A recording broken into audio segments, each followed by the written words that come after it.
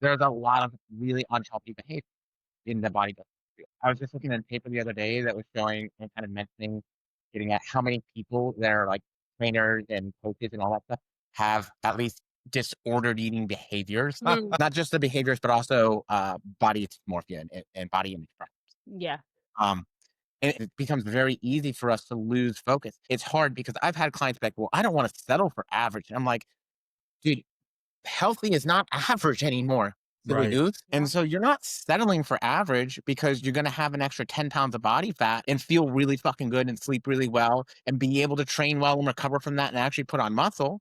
Like, that's not a bad thing. Yeah. But you will be negatively impacted if you try to stay too lean for too long. Are you guys done fixing your fucking tits now? We're done For The now. two of you?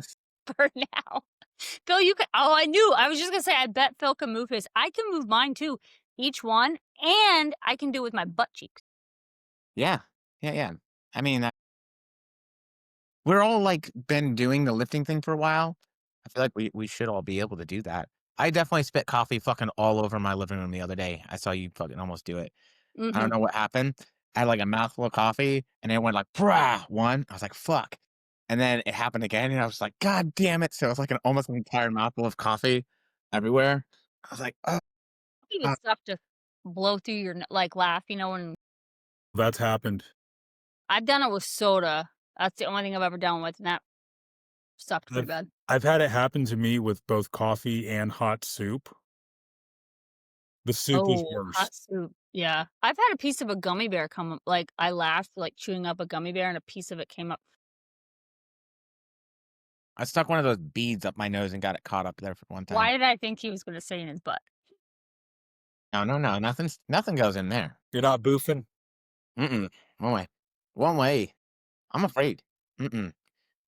What if I like it? Then I'm in a whole other world of trouble. And then you're gonna have to become a bead collector. Yeah. And that thing's not pretty, so then Jillian's gonna have to deal with it. You know, like, I mean, she's going to Or nursing school. She's gonna see worse. Yeah, and yeah, I then mean, she but can. You wouldn't have any awkward ER visits because she could You're help you. helping her. You're preparing her for the future. I bet there's some good ER stories, man. Be a good husband, man. Just go ahead and start shoving beans up your butt. no.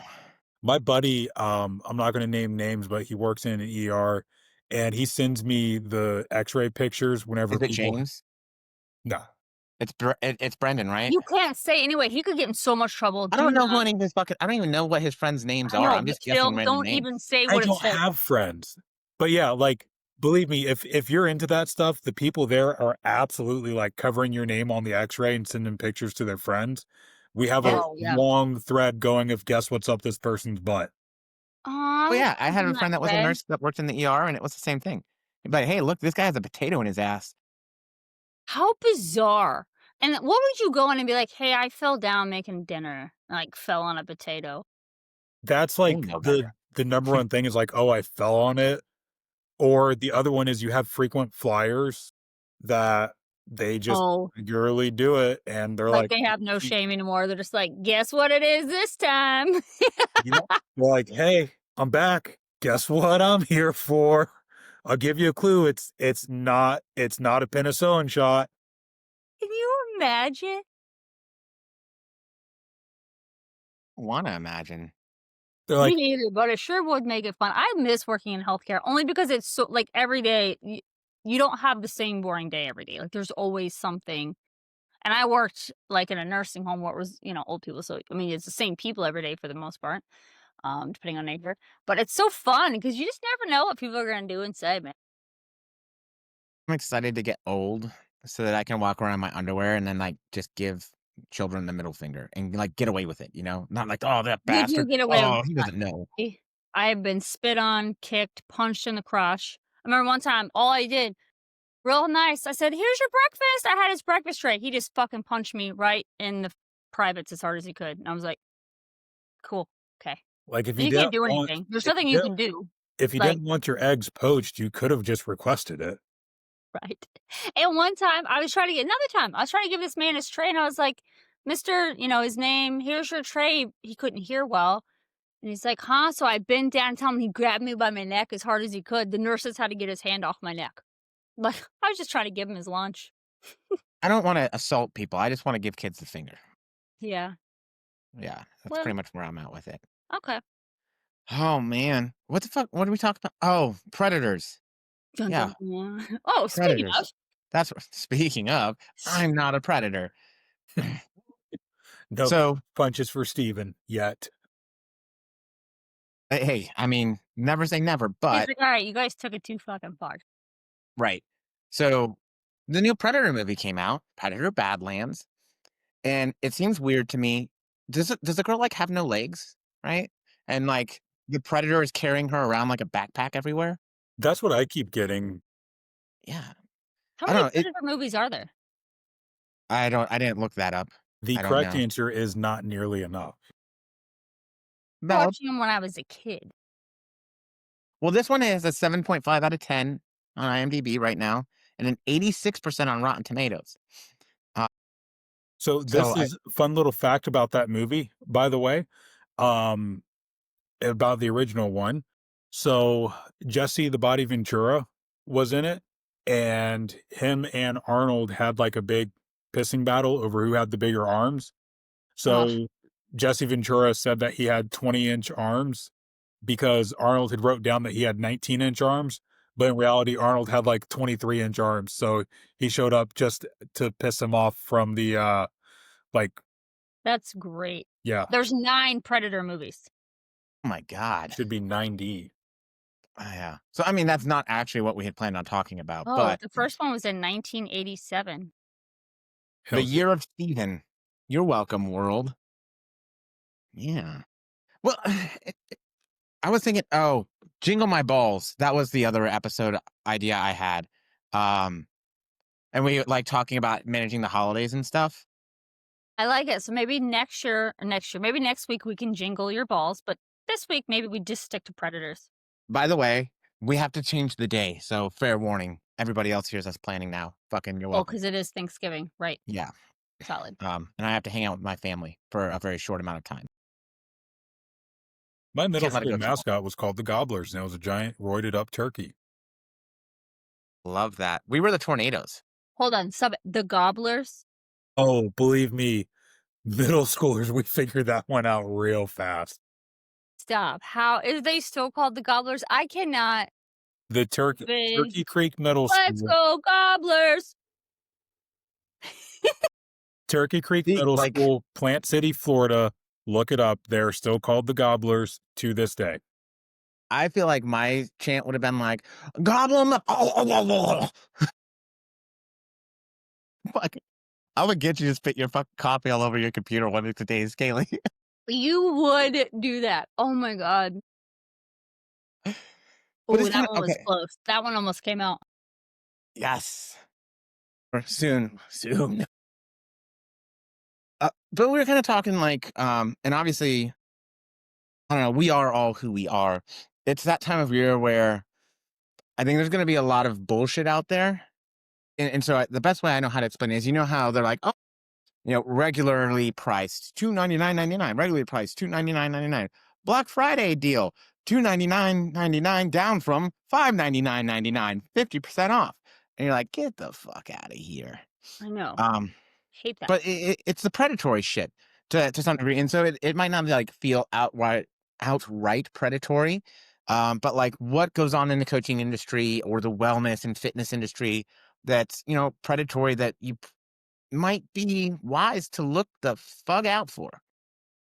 Phil, don't drink coffee right now. This is your So time. I feel like one of the most what I recognize the most during this time of year that seems predatory to me is they start to really try to play on emotions in terms of like it's usually worded in a way like not wanting to gain the extra holiday pounds. Like Mhm. how can they help you? They word it differently, but basically they're saying, how can I help you not? What was the one you sent me? What did it say? Oh, something about rules, like avoid the No, holiday it's something about rules. jiggling, I thought. Yeah, or jiggling belly, something. Yeah, and I was like, we're really back to doing it this way? Like, because it Yeah, like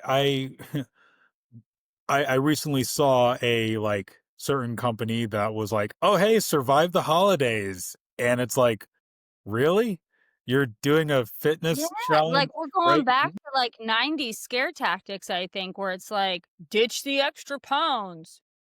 The Buy whole your I meal." want to idea of, hit like, them. survive the holidays as if, like, what, if you gain 4 or 5 pounds of water weight from enjoying a frickin' holiday with your family and having some memories and, ooh, you had 1 day of eating food, that's gonna completely derail you. That's gonna just absolutely undo all progress. You're gonna gain 80 pounds. You're gonna get put on metformin because your A1C is gonna be in the double digits from 1 day of eating? Right. Really? And I find too it's a marketing, so it's just like any clothing store, right? When the holidays come around, there's a sale, but then there's your normal prices.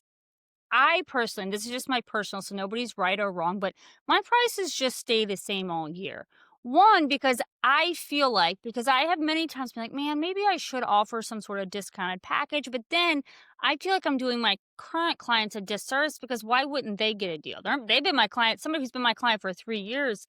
I mean, they should be saving $50 for 1 month versus somebody who I've never met who wants to sign up first thing. Like, that's just there's no right or wrong there, I wanna be clear, but I don't do that because of that. I feel like too I don't know, it just feels weird to me. What do you guys think? No, it is, it is on that fringe of predatory to offer, like, a fake price or to take advantage of your current clients by not offering them the same thing that you're offering somebody who's new through the door.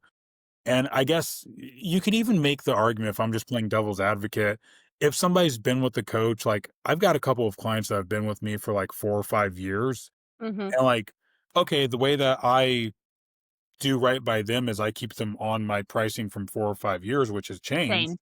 Yep, Like, Yeah. same. I'm not gonna raise your rate because you're being loyal to me Yeah. as a client. But if I were to be like, "Oh, hey, anybody who signs up now, you're gonna get my free Christmas survival guide or my Christmas cookbook," but I'm not Fair. offering that to somebody who's been with me for even 2 weeks, that would be douchey. I mean, yeah. Phil or Steven's like, "I do all of these things." No, I'm kidding. Yeah, because I no, man, so I will work with people sometimes, like, but it's a case by case basis and it's individually. I am like, if somebody's like comes to me and maybe I used to work with them or yada yada, whatever. We have a history or I know them in personal life, whatever, and they're like, "Yeah, man, I can't quite afford what you normally charge." I'm like, "All right, well, let's work because maybe it'll be a better thing to be able to help you out with this stuff than for whatever that difference might be." Yeah, I've done that. But that requires people to obviously communicate that with me, which takes some humility because yeah, that's not always a super like proud thing for a lot of people. And they're like, "Oh, well, I can't quite." And realistically, I don't want people to be in a bad place financially, but you are never ever. I mean, I have never. I don't plan on ever doing it doing that thing where I'm like, "Hey, this many people will get 10% off," 3 or like, spots at $99. yeah, it's just not a thing that I do. Um, one, because I also have a lot of confidence in myself as a coach. I have a pretty good track record. I've done some decent shit. I've helped a few people. So I also know that I'm worth it. And then also realistically, when you look at the sphere of coaching, I do not charge that much. I know, Um, I noticed that about my prices as well recently, reading some threads on prices. I'm like, Jesus, people are really, really paying a lot out here for coaching. Like, I get floored whenever I see, like, 8, $900 a month, and I'm like, "Oh, what?" Like, Response what? times are wild. I know we're not trying to talk about that, but in the realm of that, I was surprised. Anybody see that thread on response the times other yesterday? day, yeah, where Yeah. the Yeah, person's and I like, was "It's like, taking my coach 24 4 hours for a days." response. Like, we have cutoff times for check-ins, like, for a reason. It was wild. People waiting days for responses and being like, should I drop my coach? Like, that shouldn't even be a question. I mean, one time something could happen or something, you know what I mean? But Right, like, I think that we've all been there where it's like, "Oh, hey, I thought I hit send," but, like, I'm also very upfront with my clients about, "Hey, as long as you're checking in by 2 PM my time, like, you're gonna get a same day response. If you're checking in after that, like, "Hey, Yep, I you're." always stress, if you've checked in and I didn't get back to you by 5, you're not bothering me, let me know. Because 'cause I've before, like, I don't know how I did it, but I, like, opened an email and it marked it unread, and then I just missed it for the day. It was Yeah, just I mean, it happens. a fluke of an accident thing, and they waited, like, 2 days, and I'm like, I felt terrible because I just didn't catch it. I've had that happen, like, a handful of times, and I'm always like, "Yo, tell me your shirt size, because I gotta at least, like, send you the T-shirt because it took me longer than 24 hours to respond." Like, I'm also super upfront with people about my schedule. Like next week, Thanksgiving, I'm asking everybody just, hey, would you just mind checking in on Monday? That way, I've got somebody here for childcare for my kids because my wife has a freaking work day as a teacher. Figure that one out. But I'm like, hey, I've got childcare one day next week. If everybody could just check in ahead of time of the holiday, that'd be awesome. Um, and I think that whenever people are looking at their coaches, that should absolutely be something that gets considered as the communication because it's a two-way street. Like, hey, if your coach is saying, "Yo, I'm on vacation next week," like no check-ins or "Hey, check in by this time," whatever. If that's communicated and you're hitting within those parameters, you should be getting what you're paying for. Especially seeing some of these price tags of what people do pay for coaching. I'm like, yo, if I was charging someone $800 a month, like, dude, if I'm not responding within an hour, I'm gonna feel like the world's biggest ripoff artist.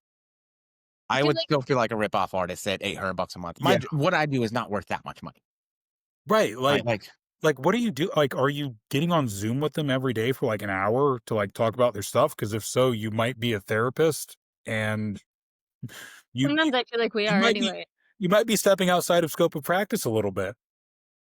So I was thinking about this the other day, and this kind of reminded me of it as we got into the conversation. Um, I feel like, and I'll say with the sport of bodybuilding specifically, that there is almost like this predatory thing where like the coach or the people around you, they do this unhealthy thing to get you to be straight up balls deep in it, or for the ladies, ovaries deep, right? Same difference. Um, Technically, that'd be deeper. those are the lady balls, right? Yeah, I mean, I actually grew a set of balls because I had Henry, so I had Nice. fully developed testicles at one point. But like that's so in a way, if you think about it though, if I'm specifically like really trying to get people just fucking deep in it, and maybe it's intentional, maybe it's not intentional. I think I want to give them the benefit of the doubt. For a lot of people, it's probably unintentional. But I am mm, kind of being predatory to a degree if I'm letting you compete year after year after year over and over and over again, because I'm not actually helping you get better or progress as an athlete. Not to mention, Unless it's the client who wants to. There are sometimes clients I don't have any, but I know people who just like to compete. Like, they don't actually care if they change their physique much at all. so if they're getting stage lean, that's still a no from me. Oh, well, I mean, now that you put that part in perspective, I guess I was thinking about just not growing. But yeah, I mean, if you're dieting for 7, 8 months of the year every year, that's a Yeah, problem. that's a red flag is somebody that does wanna compete every single year because if you're taking 20 to 26 weeks to cut, we're realistically taking, like, 10 to 16 weeks afterwards just to get you back to maintenance, and then what, you're spending another 10 weeks at best of, like, actually being there before now, "Hey, it's time to prep again." That's not right. If somebody's just like, "Well, I love competing, and this is just what I do to, enjoy it for myself," like, okay, take a year away from it. That's just that's a Yeah, I normal thing. think the only people who that works out for, and I say works out for, would be people whose set point is just genetically a little smaller. Like, if they're typically like people who don't really go up You much. mean leaner, Yeah, not like they, smaller, leaner. huh? Not like smaller, but leaner, like Yeah, like some people lower body just comp. naturally like can eat more food and stay leaner. And I guess it would depend on your category too, because like now fit model conditioning is very different than if you're doing figure every year, because that's a very different Well, the dramatic. other elephant in the room is, are you natural or are you enhanced?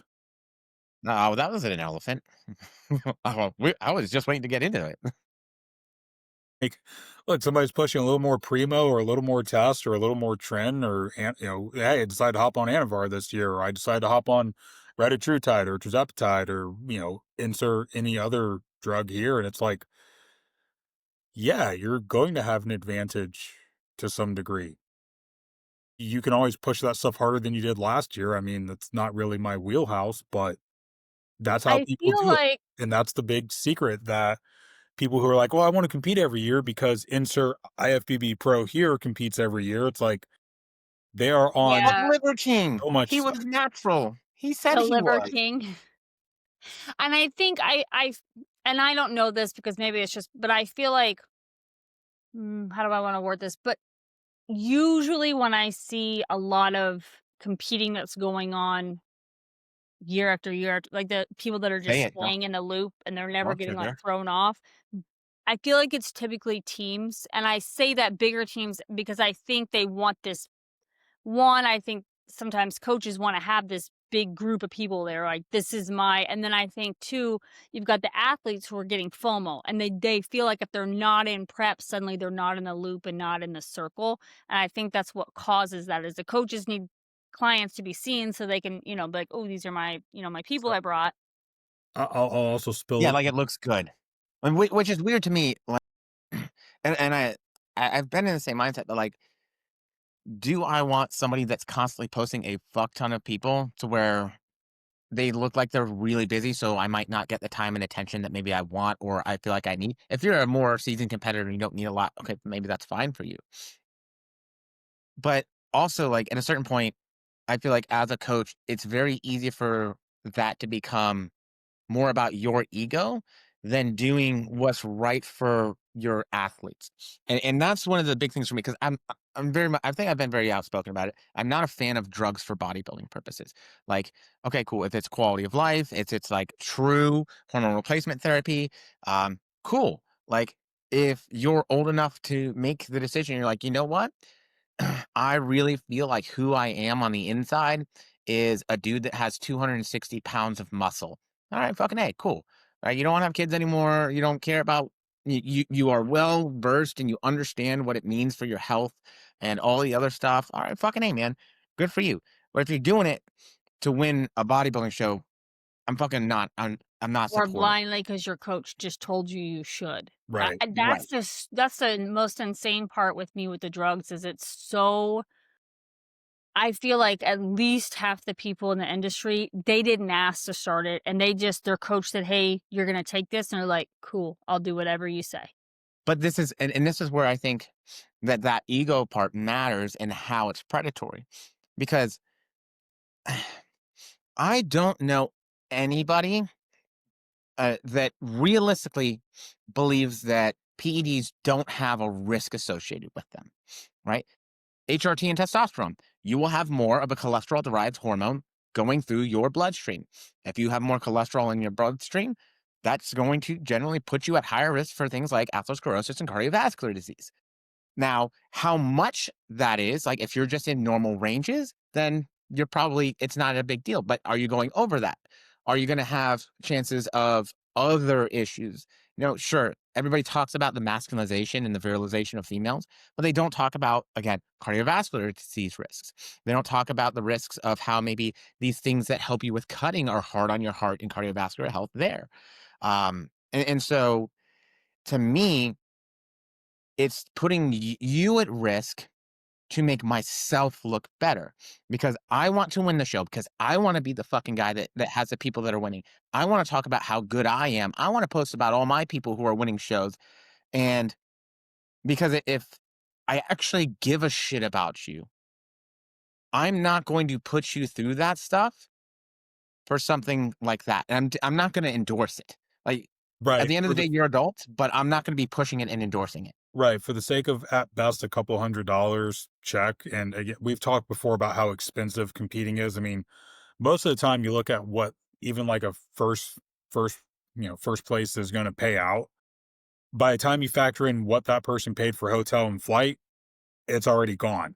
Yep. But you I feel like as a coach, whenever you're valuing more of like, well, my team or my athletes are placing so well at these and they're taking the drugs that I'm telling them to take, and that's why they're doing this, you're caring more about that person getting a $50 plastic trophy than what you are about what's their quality of life in their 50s, 60s, 70s. And to jump back to something you guys said about like, oh, hey, it's this like community. Well, that's also part of where some of this stuff comes from. I mean, I have coached people that their previous coaches have put lifestyle clients on Anavar, on Clyn, and you look at it and go, you're not someone who should be there. You're not someone that like you still had plenty of body fat to lose naturally on your own. And there are better things that we probably could have dived into, such as lifestyle factors, such as your relationship with food, analyze your consistency. If it's somebody who truly struggles with obesity, all current research suggests that there is a genetic component, but there's a reason why they prescribe a GLP-1 instead of prescribing fucking Clyn for people that struggle with obesity. So I think that Can part you imagine if there was just a clan epidemic where the where Clendinium. everyone's So You like go to the doctor, like, great, your resting heart rate's only at like 110. This is perfect. and fantastic. But like I I think a lot of people will get on this stuff out of, well, everybody else on my team is doing this. And there's a difference between creating a community versus creating a cult. and I But we do a think lot of that. I cannot be, and I wanna word this in a way because I don't Would wanna you hurt quit my trying to be politically correct for fuck's I'm not sake? trying to be I don't wanna hurt my own friends' Haley feelings. is That's the why I'm most trying to word politically this. correct person I Okay. know. Okay. It's not for everybody else's, it's because I have friends who use PEDs, and so I don't wanna hurt their feelings, but I I have a hard time believing that any human that would purposely push or dose steroids on an athlete truly cares about them, and I hate to say it that way, but you care about maybe them winning and you care about getting them to their goal. I'll give you that, but I can't buy that you truly care about a human being if you're knowingly saying, hey, it's going to be safe at these doses as long as you take the, XYZ. Right. It's just hard for me. Like, I don't know, and I'm not saying those are bad people that do that because I have used Anavar myself, so I'm not demonizing anybody. I have never told a client they should take anything. I've had clients who are already doing it on their own, and I'll say, "Hey, make sure you're at least taking, these supplements to protect XYZ." But I don't handle any part of that for them. They let me know what's going on so that I can, because it's relative to data for, I've never had anybody take, Right. Anavars. The most I've had a client like, hey, by the way, I picked this up from a gym bro or something. But I just have a hard time believing those people truly in their hearts care. And I hate to say that, but it's just really hard for me to believe unless they truly in their mind believe they're not doing anything bad. You know what it reminds me of? Did Steven, I know you've seen Breaking Bad. Kaylee, have you ever watched it? Yeah. Yeah. So Oh, whenever let's just watch one thing finally. uh, yeah, all right, Keystone. mark this day down, okay? No, November 20th. Finally hit on a finally hit on something entertainment related with Kaylee. Um, there was the guy that was working cooking the meth as the character Gale, where he was like, well, hey, I just believe that, people are going to get their high, and if they're going to get their high, I might as well be the person who financially benefits from it. That's how I feel a lot of those coaches view it. It is like, well, hey, if these people are going to take it, they might as well take it and be coached by me. And it's like, yeah, but Or they say, well, at least I researched it to know what the safe dose is, or at least I most know. and Yo. most of those coaches wouldn't know research if it walked into their house and pissed on their carpet. If What it peed in actual their butt, research is. don't pee in the butt.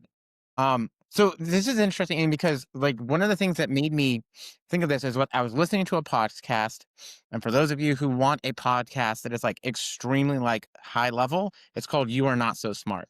And so they were essentially talking about this cognitive dissonance study, right? And making sure that you understood first and foremost what true cognitive dissonance is it's that feeling of when you're doing something that doesn't align with what you claim your morals and values are. And so they were talking about this study where they essentially, would have people come in, do a fucking really boring task.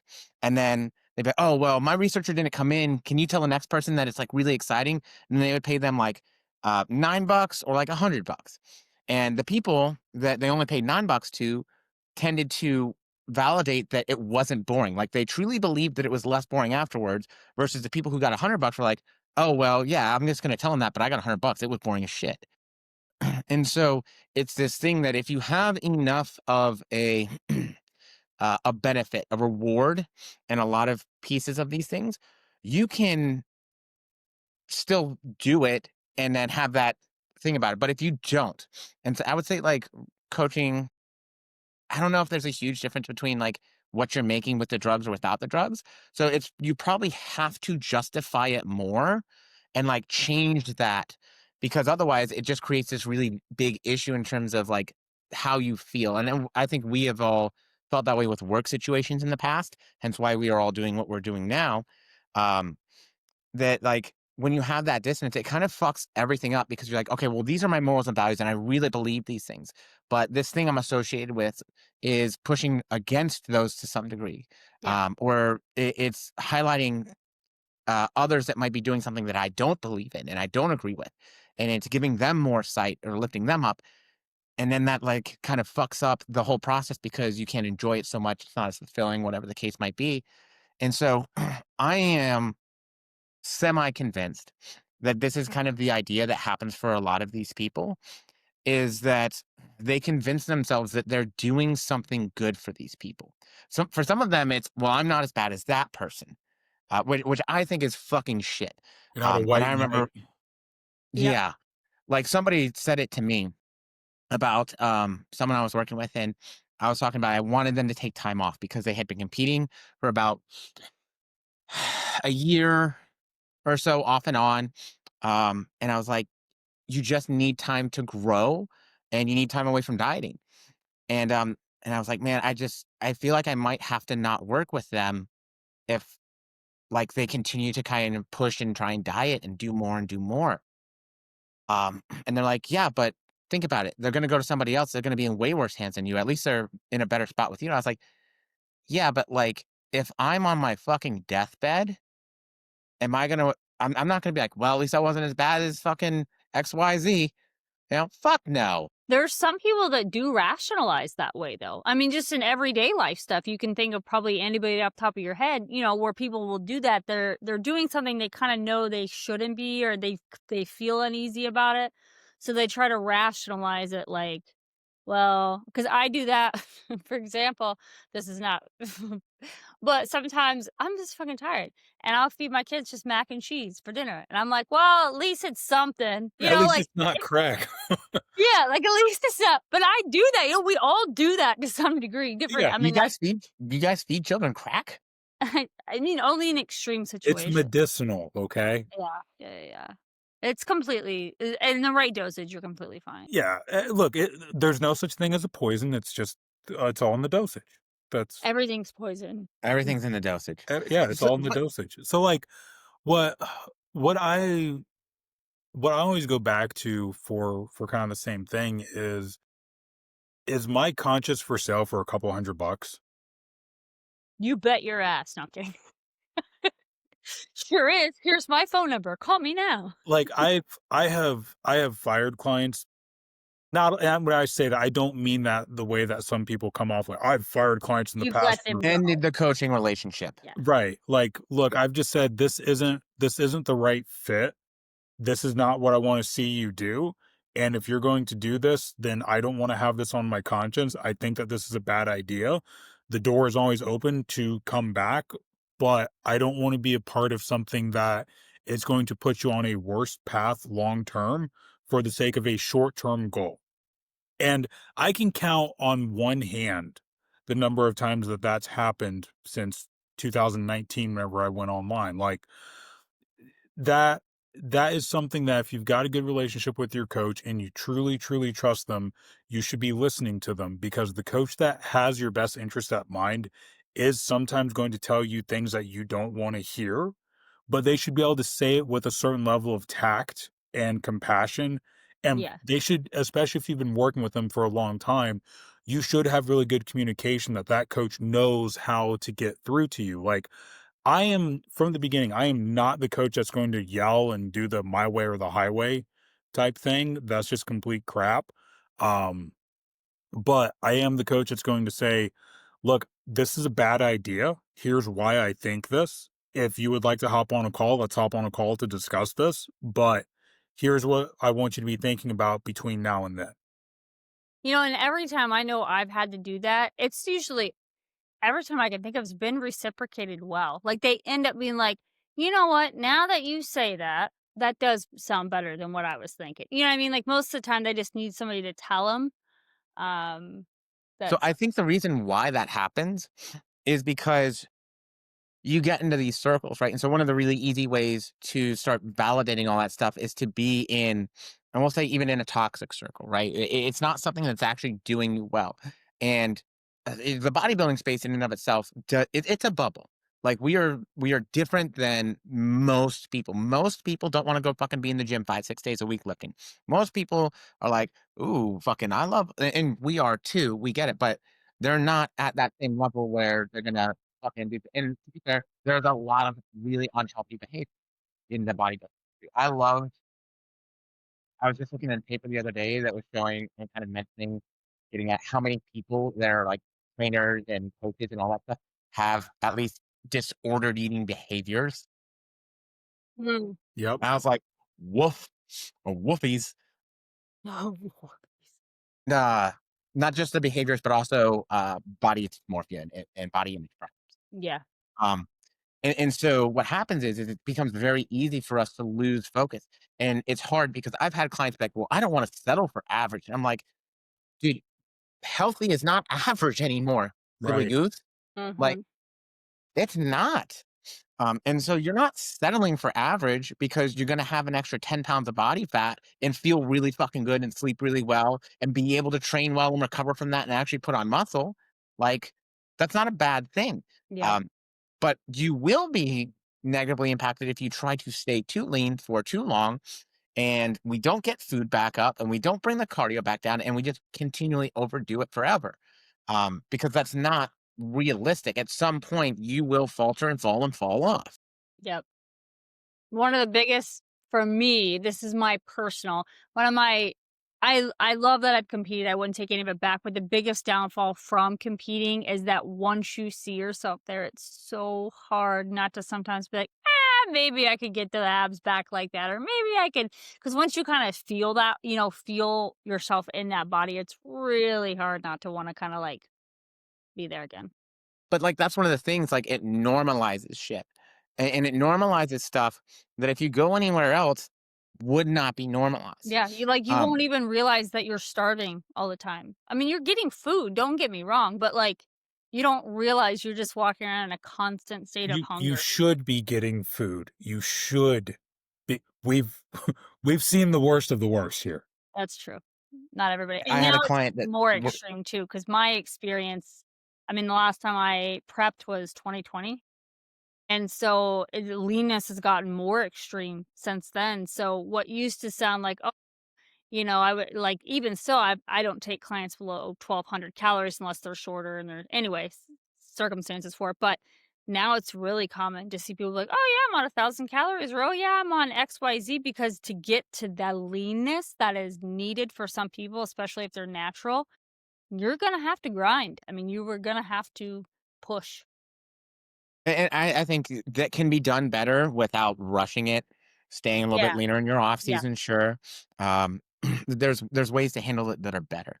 But like the point is so it normalizes, and I think, and oftentimes what we do, and I see it consistently in competitors, not all competitors, but they will normalize not only oh yeah, my coach just has me doing this, and maybe it's the PEDs, but also like the practices, like, oh yeah, it's normal to just have to do 3 hours of stairs. It's normal to eat 800 calories a day. Like, no, it's fucking not. Um, and it's not necessary for bodybuilding. It's not necessary for competing anyways. Well, Uh, a lot of lifestyle people, like, if you think people who've never had a coach, if you asked them if it was normal to go no carb on a diet, they'd be like, "Yeah." Because a lot of the general population, when they think of dieting, they think, "Oh, I'm not gonna get carbs."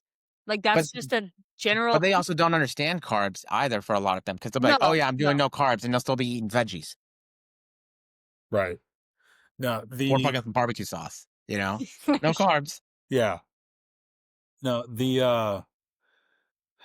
other thing that I wanted to just touch on, something that we talked about was like the in terms of predatory and the wellness space, coaching space, whatever we want to call this, is on the supplement side of things and like the code pushers and all that stuff. Like I've been getting a lot of questions lately from some of my newer clients on like, oh hey, I saw this about gut health on Instagram or TikTok. I watched this video and they send it to me, and every time I'm like, okay, at the very end, this person pushes a discount code for a supplement line that they're affiliated with, or they push a specific food product or a shake or a bar, or, oh, hey, here's this, collagen supplement or whatever. And the other, like a good chunk of those end up being people that have bought into a pyramid scheme. And you can call it multi level marketing all you want. It's still a fucking Ponzi scheme at the end of the day.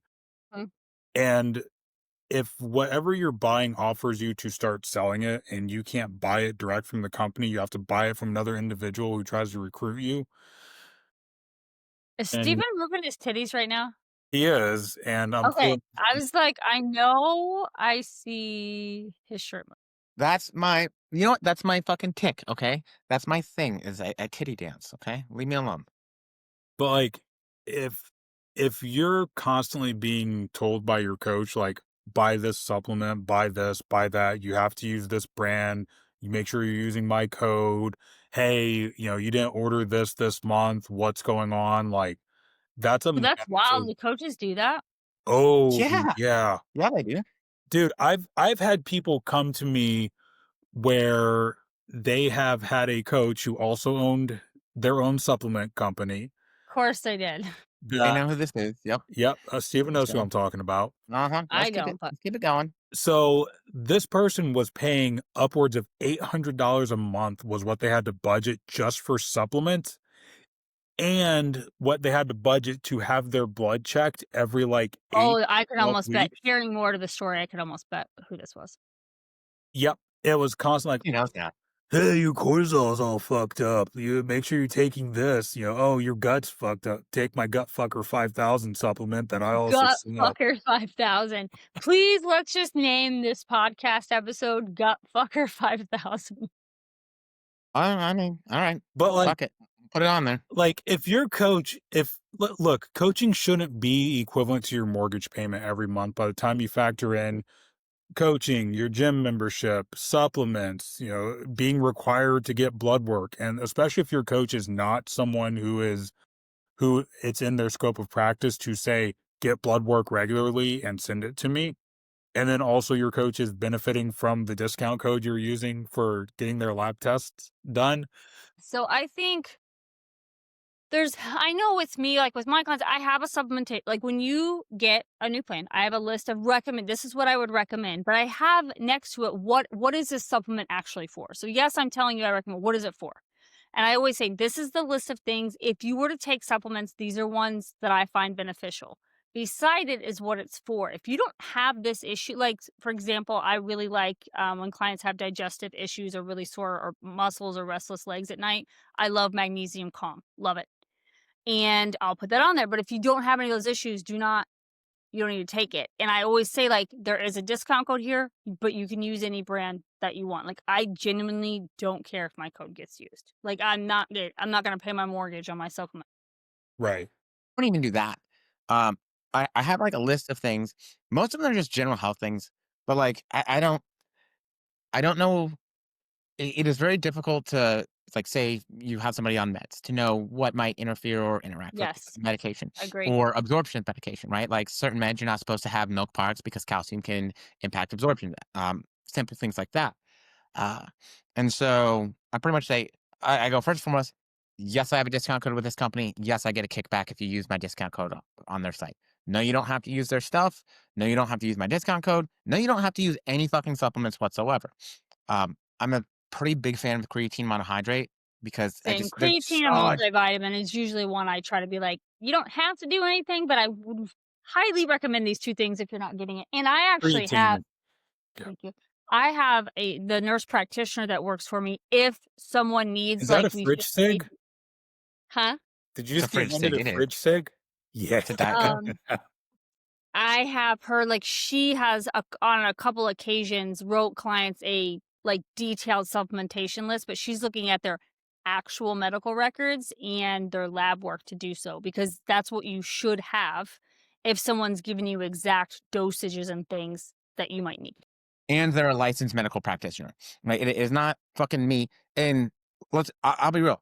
I have more education in this field than most fucking coaches.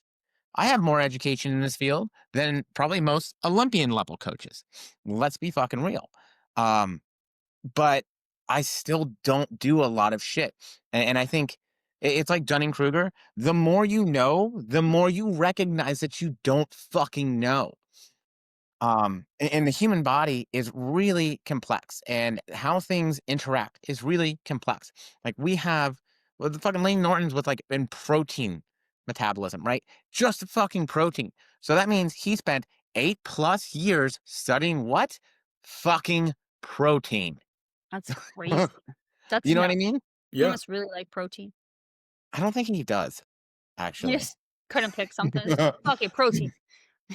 Like I remember that whenever like he did his big video on like, hey, this is what my thesis was, and not what I was wanting it to end up being as far as like the result, because it was like it was on the refractory period for muscle protein synthesis. I feel like nobody talks about that. Side note, I would always like mention it to coaches that I was mentoring, and they'd be like, "What's that?" And I'd be like, all right, let's talk about the study." Your leucine threshold gets spiked and then it has to come down. You can't just keep it spiked all the time. Like I wish you could. That was Lane's whole thing was like, can you keep it spiked? And no, unfortunately you can't, because otherwise you'd just be building muscle like pretty much around the clock. Be a fucking brick. Oh It's man. like guy come versus girl come. You know, one of you has to reset. What's wrong? I said it's like guy come versus girl come. One of you has to take time to reset afterwards. Oh, I was not sure. I thought you said So gum. that is also the refractory period. By the way, Got it. yeah, yeah, Reset. Even though I feel like a woman can reset a lot faster than a guy. That's what Like, he's yeah. That's saying. what I'm saying. Yes. oh, okay. Yeah, Okay. yeah. For guys, it takes a specific amount of time. It was funny because the first time I ever heard refractory period was in terms of the study and the science. And then very shortly after, they were talking about the sexual refractory period in males in anatomy and physiology. This was a long fucking time. Yeah. No, Well, along that. I did not think that we were going to go down this road, but like while we're here taking the scenic route. So like the other big one for me is like a lot of people will push like libido supplements for, I've noticed more of it lately. right? Like, Like that's you have been low really sex drive, take this Soybeans. supplement. Or, hear me out, lock my husband up, because then I'd be just fine. like look, if your libido is shit, it's probably going to go back to like, okay, Lifestyle, probably. what's your lifestyle, what's your relationship with sex? Like a lot of the times it's a lot of self-induced stuff, like even for a lot of guys, like getting on tadalafil or anything else as far as like boner pills. It's a lot of times psychological shit. You're stressing yourself out, and if you're making it this big boogeyman in the corner that it shouldn't be, and Steve sorry thinking man in the corner. It's like, where can I get some of them boner pills? I can't. I have stories that I can't fucking tell right now that I really want to tell. He's got boner stories that he wants to share, but he cannot. No, it's like the monster in the corner. Uh, Um, I So may, I may or may not have a story in this field that happened while we were watching Little Monsters. My mind is so confused right now because I hear Perfect. story, little monsters in the field, but we're also talking about boners. So I'm thinking like everybody was hanging out watching a We are movie. talking about predators. Yeah. No. Look, don't make me fucking shave the mustache, okay? Don't make it worse. Oh my god, speaking of your mustache and predators, remember that time in the office someone called you a predator because of your glasses or your mustache? Something you got so mad. Do you Yeah, I remember don't that? fucking fuck with that shit. Fuck I know. no. I mean, I get it. Valid. I ain't no creep. But So, anyway, like, It was probably the somebody I hated too anyways, but yeah. the effectiveness of, like, saw palmetto, for example, or, like, "Oh, hey, we're gonna push L-citrulline for your blood flow." It's like, the amount that that stuff helps is not enough if there is a physiological reason for you to be having issues. The amount of difference that that can make is, like, 2% at best. So, like, Right. a lot of Minimal. this feel stuff like a is just a supplement cash grab. yeah, a lot of it's lifestyle because I actually just went to a health clinic today for more like natural type medicine bursts. Anyway, and they were asking about my libido. And then after we discussed it, she's like, but explain to me your lifestyle. I'm like, oh, well, I have two kids. My husband travels all the time. I'm always worn down. I'm always tired. And she's like, so it's probably lifestyle, not hormones. And I'm like, oh, yeah, I mean, probably, because, and that happens with a lot of things too, even like weight loss. If you think about it, people will be like, I'm broken. I've tried everything. But if they really step back and look at everything as a whole, are you broken or is life just life? One, And there's a lot going hormones on. isn't the boogeyman that people make it out to be. I mean, I've been very open about I've been on TRT for years and years and years now. Like, even whenever I was initially put on testosterone, I wasn't put on testosterone out of like, oh, I can't put on muscle. I was able to bench press still 4 plates. Like, that's 405 pounds that I was doing naturally with the testosterone level in the 1 teens. What is it now? What's your bench now? I've not gone heavy in years. Like, I rep Worst. 225 every year at the time of the NFL draft, and I try to just hit 30 reps. That's it. So I don't. you heard it here first. Testosterone replacement therapy puts your bench press strength down. Phil Pirtle said it. By almost 200 pounds. He can only lift half of what he could before he was on Right. test. Yeah, never mind my testosterone is, 7 times what it was, but, like, even then, I didn't have any issues with, like, libido. I mean, you can ask Nikki, it was still like I was Yeah, 14. pass. It's like, a lot of I don't it think is I'd just even hit puberty yet. psychological Yeah, I feel stuff, and like a lot of it's men stress. anyway, like it's men don't lose their sex drive nearly as much as women, I don't think. Like, All right, so let's kind of dig back into this because it sorry. all kind That's of pretty goes into the same thing. Because I think we initially started this one like talking about like the gut health stuff. Maybe that was before we started recording, as part of this. And I feel like what you have to be aware of that is somebody selling you a problem and the solution, right?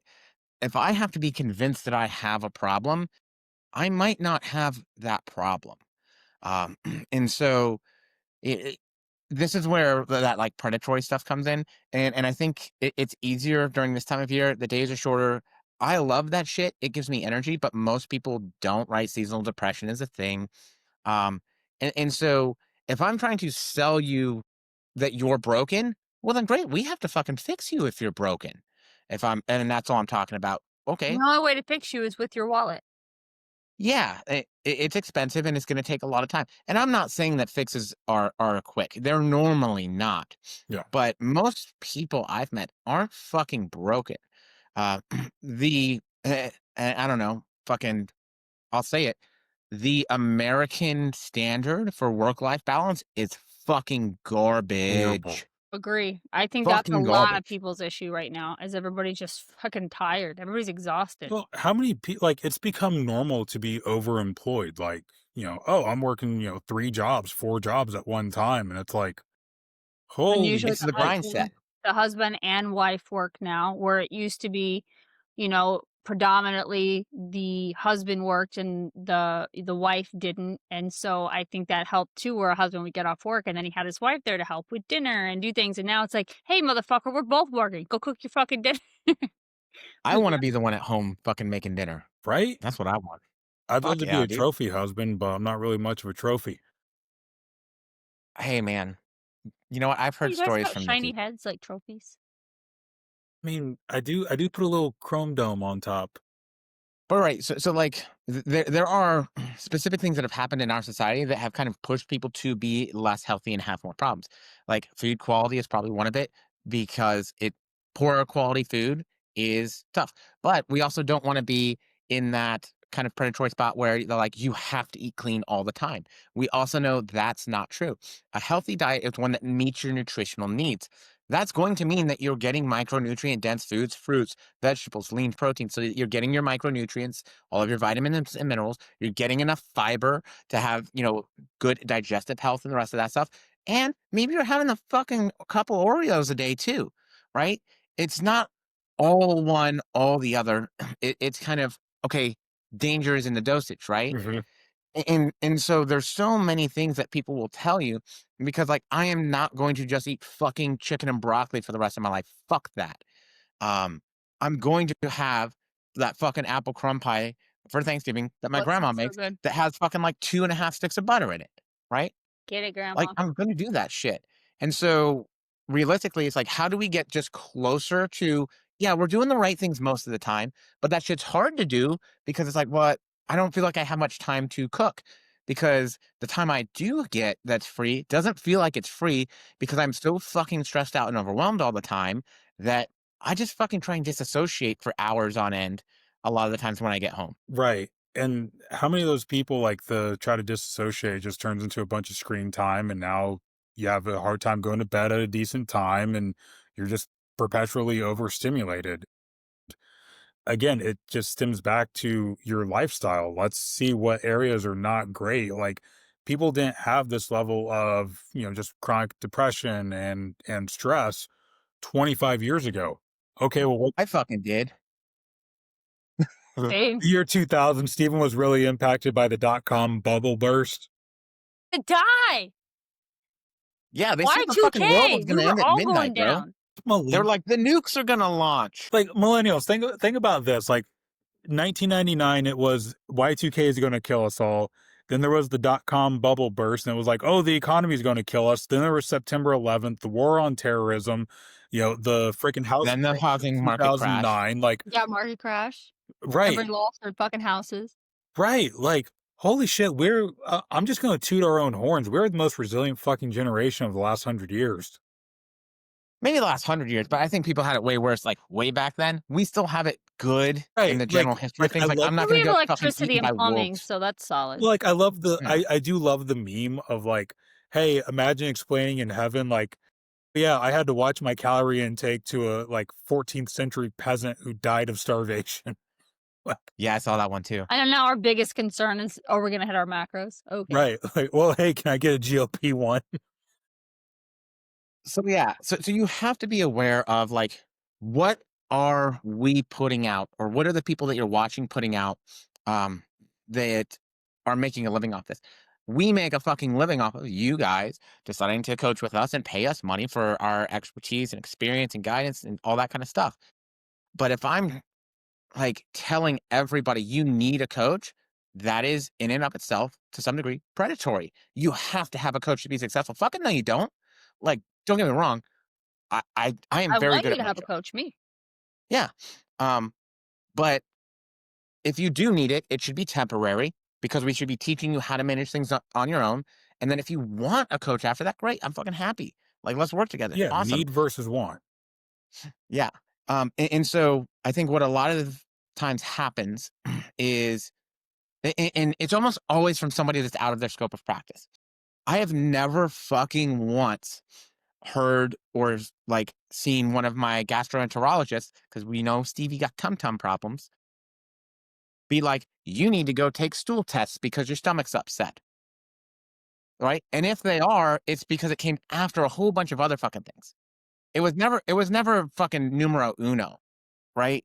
And they were never like And it was always for a very specific thing. They weren't using a test designed for something else to try and diagnose a completely different thing it wasn't meant to do. Um, which like I hear people using stool tests to try and diagnose like SIBO. And one, you're not a fucking doctor, you're not licensed, you're not a medical practitioner, and that's not fucking what it's for, right? Um, so it's like you have to look at what are the credentials for this person. We've really and the internet has been so cool for so many things. One of the things I think it's done us a disservice on is that the internet is the same as having school and license and oversight for what you Yeah. do. Our fucking industry has zero oversight. It's not done. Um, Like, literally, I and could hire Pearl to be a coach when she turns 16 if I wanted to, with no fucking background. better. But and so some people have, like New Jersey tried to put in like state licensure for personal training, didn't pass. That was a while ago. So even personal training, it doesn't have licensure. The states don't oversee it. There's no legal oversight on it in terms of local government or anything of the sort. So it comes very wild westy. But when we talk about healthcare stuff, diagnosing medical conditions and treating medical conditions, which is not what coaching is for. It's not what a coach should be Your doing. coach is not a doctor. I mean, And like by the way, 99% chance. Right, and prescribing PEDs is in fact something that is intended to treat medical conditions. Like Anavar was intended for muscle wasting, right? That's really what it's intended Cancer for. patients, I think, was the original. I thought it was MS. Might have been. You might be right on that. Um, but don't quote me. Don't quote me, y'all. But anyways, that's what it's fucking intended for. Will it help you build muscle if you don't have those diseases? Sure. Should I, as an unlicensed, non-medical professional, be fucking telling you to take it? No, absolutely not. Um, and so it's not even just that, like a doctor, they have to go through all of college. They have to go to med school. They have to do their internship and their residencies. Then they can fucking practice. This is a decade's worth of fucking school and work to be able to be in that, all just dedicated to that. Now put a fucking specialization like an endocrinologist or a gastroenterologist or a neurologist or a nephrologist or blah, blah, blah. So, Proctologist is a doctor that looks inside your asshole, kid. yeah. So anyways, Priscilla Parkland. they, I feel like they also deal with the urinary tract a lot too. Whatever. No, that's a urologist. My bad. Um, But like, this is a big deal. This is not, I fucking went online and just read some shit off websites and decided to get a fucking idea and go with that and say, this is all the fucking But that's stuff. what most people think of whenever they think of research is, oh, well, I spent, 30 minutes looking at this on Reddit or, on bodybuilding.com. I don't know if that's still like a forum or not, but I get that so much. Well, I did my research. Okay, what studies did you look at? Oh, you didn't look I at know. I'll be like, send me the study. Was it a double blind study? What was it? And they're like, I don't fucking know. I just read this article. 4 Not even people on just that. Reddit.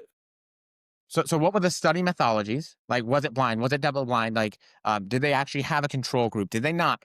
What was the study population, What's right? the Like we history talk of Paid about for the the study. GLP-1s, those have been studied for diabetic patients. What's They've the not history really of the had those clinical person doing studies for the weight loss study? gain. Like, is this something they've been trying to get confirmation on for years? They have confirmation bias. Look at the funding. Is there a funding Yeah. bias? Like, Funding is what I want to know a lot of times. I don't know. I think people overemphasize funding because you know who funds studies? It's people that have the opportunity to make money off it. Like there are plenty of supplement companies that fund supplement studies, and plenty of those studies come Yeah. out saying that there's no it was benefit like to it. that They just don't get documentary. published. It was like Yeah. that documentary on Netflix a few years ago where it was like, oh, everybody go plant, everybody go vegan. And like you had Arnold endorsing it. And it's like, yeah, he's endorsing it. He's part fucking owner of the company that they're trying to push. That's different though. We're talking about scientific Right. literature. But I'm The data is the like data. relatable example for people. It's like, yeah, the funding bias, like, yeah, it's absolutely a real thing. You also have confirmation bias. Like somebody can just be hard on about trying to prove a point. And you look at, well, what are the other studies that this researcher has been associated with or that they've led? And you go, well, they're just trying to prove this. And at the end of the day, you can you can look for whatever you want and find the connection. If you just Yeah. keep looking, you just keep trying, you'll find it. It's not the most, obviously it's not ethical at all, but you can manipulate the wording, you can manipulate the methodologies to find whatever you're wanting to find. If I wanted to say the Little Debbie Christmas tree cakes are anabolic, I guarantee you I could conduct a study that is going to prove that they're Well, of in. course they're anabolic. They're food. I've That's already not even went a through question. 2 boxes of Yeah. those. So All right. So I'm going to challenge you here because I think what you're talking about is people misrepresenting research, which is absolutely a problem. And I think what happens is most people don't recognize how to read research well enough. It is much less common to see uh, research get into peer-reviewed journals because then those journals have no integrity, right? And we also will typically see a lot of pushback on that because say it disagrees with something that all like there's 25 research studies that say X, and now this new one comes out and it says B, and they do more research and they cannot fucking redo that. They can't get the same results, Recreate, yeah. right? So that it was no good. So you want to look at the preponderance of the research, and most journals are more concerned with their academic integrity and what that says than to have be posting and publishing stuff where the numbers were just wonked and fucked, or where they're saying something that's obviously incorrect. Like typically when you and we've done this when you are submitting something for publication, they will send you back revisions and changes that they want you to make based on like the wording you choose, how strong of a the last one I sent them back because they had strong statements in terms of like these added ingredients help with fat loss. No, they may we don't know that because they're all together. It's a prop blend, and caffeine is still in there, and we know that that does that on its own. So they may enhance, right? And so you will get a lot of that based on the publication and journal submission process. Uh, so I think the research itself, if you're looking at most journals and publications, it's fairly solid. It is the way that people represent that is Yeah, where they cherry pick you get the out of cherry pick. a yeah, to fit whatever narrative, and I think it's a pretty good rule of thumb too, if somebody is making a post or trying to get clients and at the end of kind of their spiel or their reel or whatever it is, if you feel bad about yourself, I think there's a good chance it was predatory. mm, Because I feel like Fuck. I'm really hoping, like, when I post about stuff, no one should look and be like, "Oh, man," I don't want anybody to ever feel like I've made them feel so bad now they're gonna hire me. Like, that seems fucked to me. I want them to like, if they feel bad, I want there to be that tinge of, okay, we can like there's Yeah, hope like, for it. Like yeah. are almost you like they feel struggling with this? motivated Let's to fucking reach make it out, better. like, "Ooh, I could do this." Like, this would be Yes. hard, but they shouldn't feel like I don't know, like, if you feel like or if you're like, "That's the final key, that's what it was this whole time, it's my gut health or my cortisol or my" you know what I mean? Like, it's like they're just waiting, they need something tangible to be like, "It was that." Not the People fact that I never track macros and I drink every night, that's not it.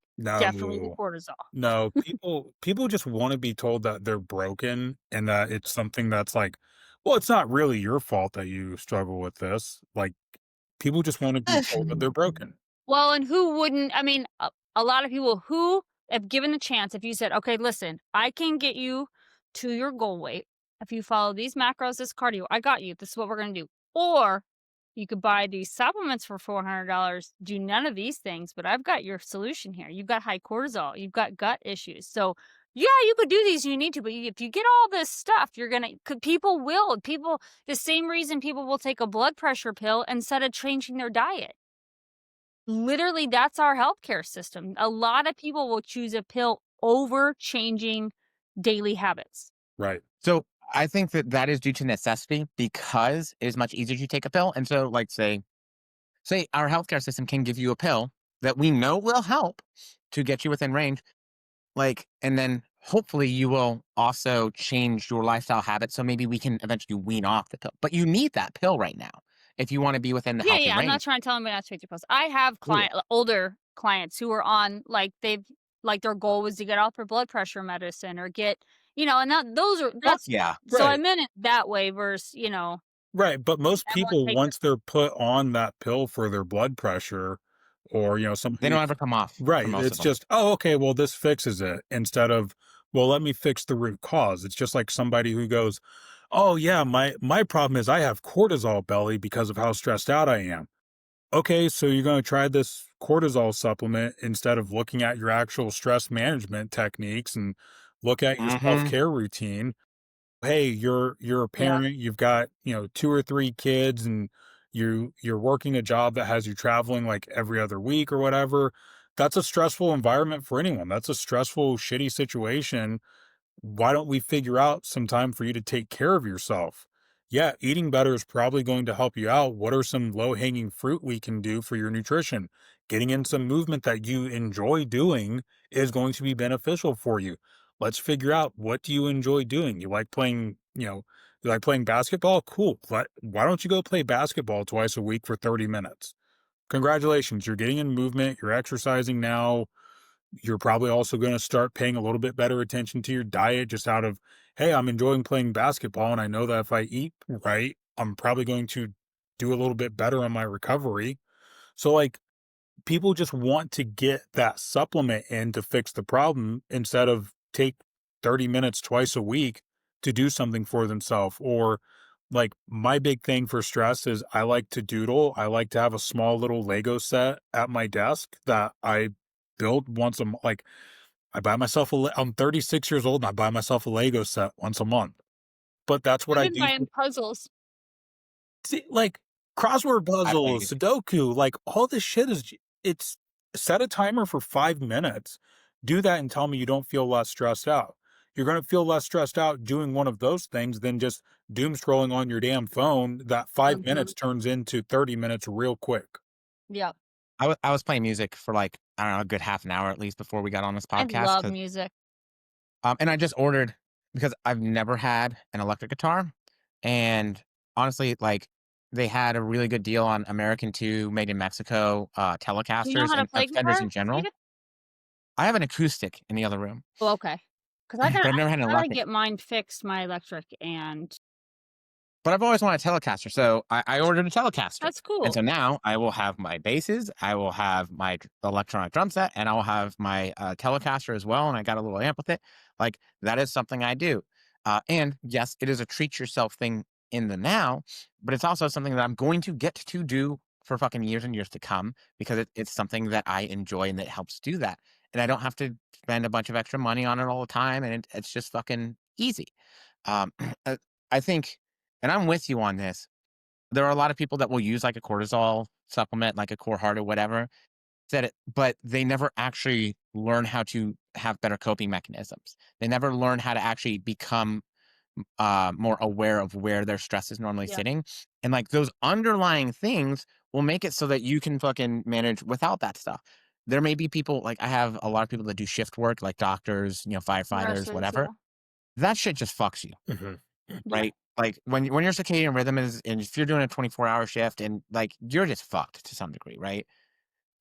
That makes things really hard. For them, alright, maybe that's the best thing we fucking have to add on to it, but you bet your fucking ball sack I have talked to them about their stress management and what they're doing and techniques and some of that other stuff to try and, like, make sure that their base is as fucking good as it can be. Yeah. Um, okay, so last thing, I know we're going long today. The long-term fucking contracts. So, I was gonna do.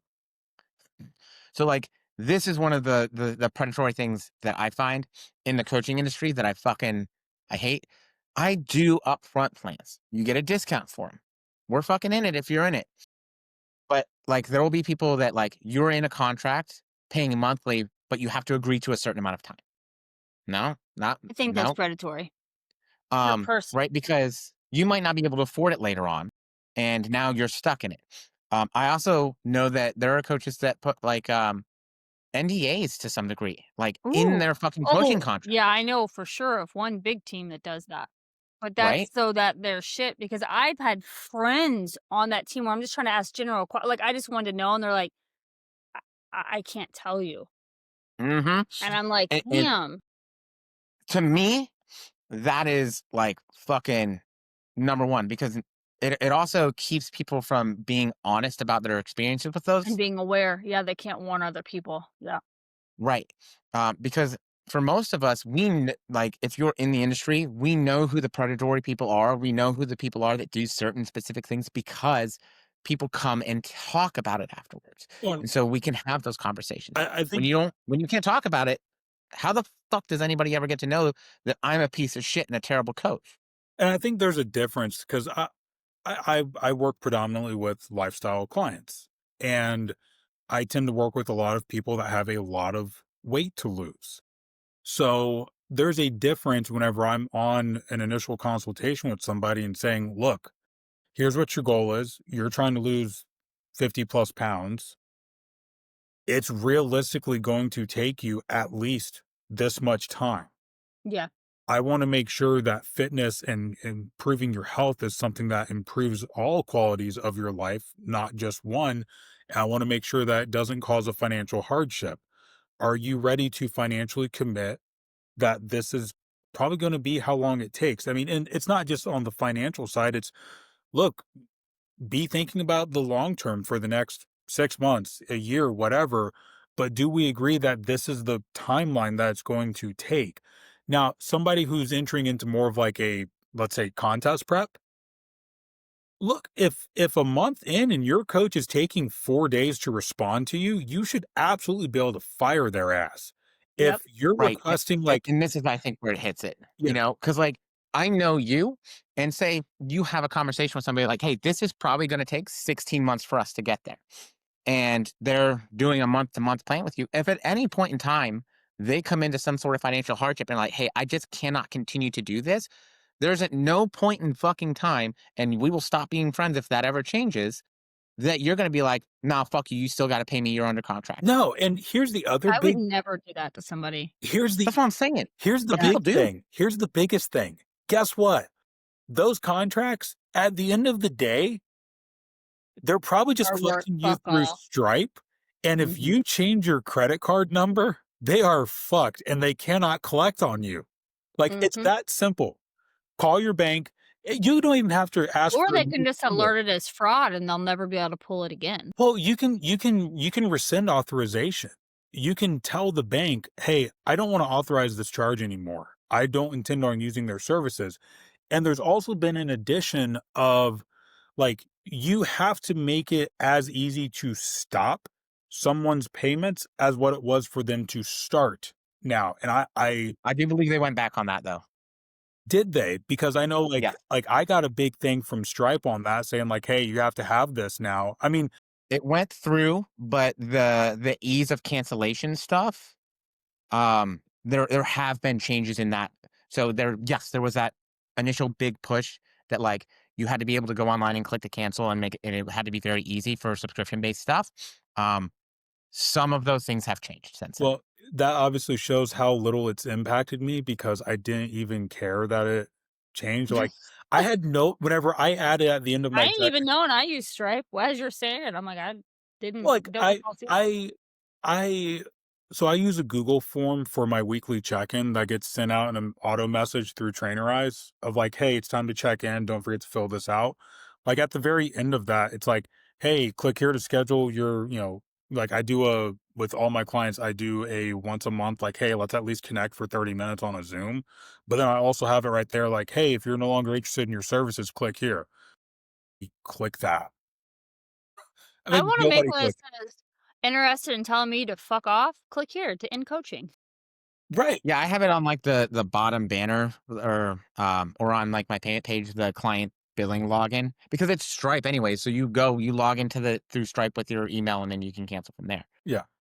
So, like, But I also have fucking like if somebody tells me when I cancel, I just fucking cancel or I pause their shit until we can Yeah, talk I about it. always right. tell it's like, "As long as you let me know the day before it's gonna hit and it's not like a Sunday at 9 p.m., I'll see it and I'll get in there and pull it." I don't want anybody's money who doesn't wanna be coaching. Like, Good no part of me wants to Yeah. take their money. good coaches should also have ethics, and they should understand that you're a person, and especially, like, it's not lost on me, somebody who gets a mortgage today for an average house, like, the average mortgage is now, like, $3,600. Like, if you're truly Blech. struggling because you suddenly lost your job, or you had an emergency, or your kid was in the hospital, like now you've got a massive hospital bill, or your car had a major repair. I don't want to be the reason why you feel like you can't make it. Mhm. Any decent coach is going to understand that sometimes life just happens. Like, I Yeah. don't want you digging into your emergency fund to try to support coaching. But, I mean, maybe I'm just not a piece of shit like some people Maybe in. just a No, little I'm bit. the same way. I've even had I think me and Steven have discussed this. I've had clients where I don't think they intend to, they just kinda start to, like, stop checking in, like, you know what I mean? Things happen, and I'll usually week 1, I may let it go. Week 2, I'm gonna be like, "Hey, you didn't check in." Then I'll only send so many emails before eventually I'll just go in and cancel them. Like, if you haven't responded to me for a month, I am not going to keep taking your money. I could, but I'm not going to. You respond to me though, we're good.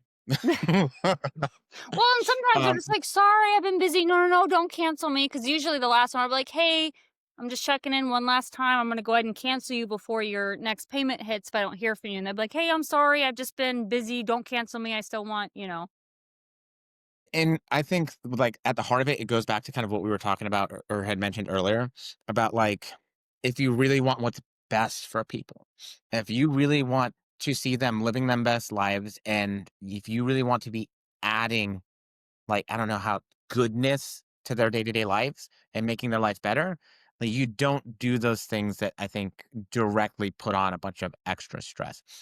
Um, and I would say that goes in terms of, like, being stuck in a contract that nobody can see around the corner. We don't know what's going on, right? Or what's going to happen in the future. I could have to go back to waiting tables in 6 months. That is a realistic thing, right? We never know. Um, so, like, my clients all in the same spot. I had a bunch of clients that got affected by the Government shutdown, shutdown, same. you know? Right, it was And some like, of them were really fucking stressed. yeah, Um, so, like, we don't know that stuff, but also, like, how much we charge is a big part of that too. We talked about how much fucking some of these coaches charge in and on themselves. I think it's fairly normal to see contest prep coaches charging $500 to $600 a month nowadays, and that's without um, all the other money of stuff they might be asking you to do, like blood work and drugs and supplements and yada yada whatever. Like, fuck, dude, I couldn't afford that shit, No. I and that's it's where I think that predatory practice Yep. and of, like, you get all the people around you that are doing the same thing, that are encouraging the same behavior, that are normalizing it. Um, and then because if you go out, that anybody like that, a therapist could be like, yeah, you definitely have some problems with your relationship with food. You definitely have some problems with how you see yourself. There's definitely a lot of the things that we're doing here. Like, we definitely might have some problems with our relationship with exercise. Um, and it's like, okay, cool. I think it's okay to have problems. We all fucking have them. Obviously, I've got lots. Um, you but can also flex understanding, them like, professionally. woo. But it's important to be like, okay, cool. Well, I know that I'm not good at taking days off the gym, and this is not me anymore. But at one point, it was me, right? I knew, I probably have a dependency on this. Now I'm really fucking good at, like, if it ain't there, it ain't there. I'll get to the gym again. Like, I'm I gonna know, fucking I go. feel like that's the same with me. There's times I can remember, like, embarrassingly, like, on holidays, being paranoid, like, "Is there any gym open? Am I gonna be able to train?" Like, now I'm like, I "Fuck would it." leave I would leave a family event on a holiday to go to a 24-hour gym to go get a lift in and then come back, and so I would Done just that take before fucking too. hours out of my holiday Yep. with my family to go fucking work out. That's why I've had a anytime fitness Now, if I gym. was in prep, I would still do it if I had to, but, like, for lifestyle, no. Yeah, but, like, if you can't take a fucking day off, that's the problem, Yeah. "Pearl, right? If come you say hi to feel, Uncle Steve." um, I don't know, if you feel bad about it, so, like, that's what ooh, I like that sweater too. Alright, are you cool? Alright, we're You know you're cool, Pearl. Alright, bye. That's bullshit. She's the other side of the pillow, cool. Um, is. so I think it's just important, and this is probably what the tip of the iceberg on shit we see. Yeah. Yeah, Yeah, I even have more, like, in my mind, but I know we've run way over. yeah. Um, I but don't have enough inappropriate shit to save us for the rest of for more episode. "Hey, we're gonna do a stool test to test your vision. Pay $400. Use my code." that's your vision. Oh my god. The real creep, coach, we're gonna do a stool test and they just get out of they just fucking pull their finger Ew, out. disgusting. No glove. Sniff. You got SIBO. You guys shut the Definitely an H. pylori problem here. Are you still recording? Yeah, that's gonna be the end of the episode. So